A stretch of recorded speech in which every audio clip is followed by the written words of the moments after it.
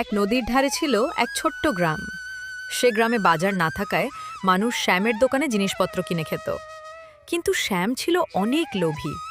মানুষের কাছে জিনিসপত্রের দাম নিত দ্বিগুণ, কারণ সে জানত তাদের গ্রাম থেকে বাজার কয়েক ঘন্টার রাস্তা। তাই মানুষ সেখানে না গিয়ে তার দোকানেই খাবে, এই ভেবে সে অনেক দাম নিত জিনিসপত্র। সেই গ্রামে থাকত ছোট্ট রিমি। সে চকলেট খেতে অনেক ভালোবাসত, কিন্তু তারা ছিল অনেক গরিব। মা মা আমায় কিছু টাকা দাও না, আমি শ্যাম কাকুর দোকানে চকলেট কিনে খাবো। তোকে কতবার বলেছি ওই শ্যামের দোকানে যাবি না। ও মানুষের কাছে এমনভাবে জিনিসপত্রের দাম নেই যেন সে ডাকাত। ও মা দাও না, আমি তো ছোট বাচ্চা, আমার কাছে বেশি টাকা নেবে না। এই নে 20 টাকা, 10 টাকা খাবি আর 10 টাকা ফেরত আনবি। রিমি শ্যামের দোকানে চকলেট কিনতে যায় এবং সে চকলেট তো নেই, কিন্তু তাকে টাকা ফেরত দেয় না। রিমি তাকে কিছু বলতে গেলে শ্যাম বলে চকলেটটা দাম নাকি 20 টাকা। রিমির মনটা বেজার করে বাড়ি চলে যায় এবং তার মাকে বলে যে শ্যাম টাকা ফেরত দেয়নি, চকলেটের দাম নাকি 20 টাকা। অনেক বকাবকি করে। রিমি কাঁদতে কাঁদতে তার বাড়ি পিছনে চলে যায় এবং সেখানে বসে বসে কান্না করে।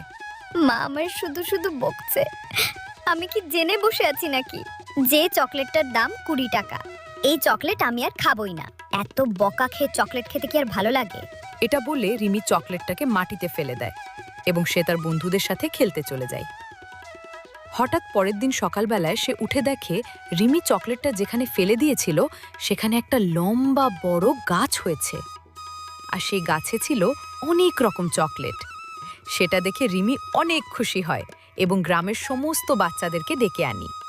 তারা রোজ আসে এবং সেই চকলেটটা খায়। এদিকে শ্যাম ভাবতে থাকে তার দোকানে কেন বাচ্চারা চকলেট নিতে আসছে না, এবং খোঁজ লাগিয়ে শুনতে পাই সে চকলেট গাছের কথা। ওহো, তো এই ব্যাপার তাহলে। তোমরা জাদুর গাছ পেয়েছো, সেই জন্যই ভাবি আমার কাছে বাচ্চারা আসে না কেন। আমি থাকতে তোমরা বিনামূল্যে চকলেট খাবে, এটা আমি কখনোই হতে দেব না। ওই চকলেট গাছে আমি একটাও চকলেট রাখব না। আজ রাত হতেই আমি সমস্ত চকলেট নিয়ে চলে আসব। রিমি ও তার ছোট বন্ধুরা মিলে চকলেট খেয়ে সবাই বাড়ি চলে যায়। এইদিকে রাত হতেই শ্যাম একটা ঝোলা নিয়ে চলে আসে এবং চকলেট গাছে হাত দিতেই একটা বিকট শব্দ করতে লাগে চকলেট গাছ। শব্দ শুনে বাড়ি থেকে সবাই বেরিয়ে আসে। আমি কিছু করিনি, আমি তো চলে খেতে এসেছিলাম। শ্যামের কথা শুনে চকলেট গাছ থেকে একটা বড় চকলেট বেরিয়ে আসে এবং তাকে অনেক মারে। শ্যাম কাঁদতে কাঁদতে সবার কাছে ক্ষমা চাইতে লাগে।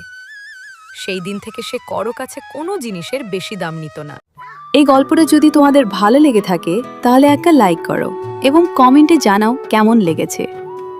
আর আমাদের চ্যানেলটাকে সাবস্ক্রাইব করে দিও আর কমেন্টে তোমাদের নামগুলো আমাদেরকে জানিয়ে দিও, যাতে পরের ভিডিও এই সাউথ আউটে তোমাদের নামগুলো আমরা বলতে পারি।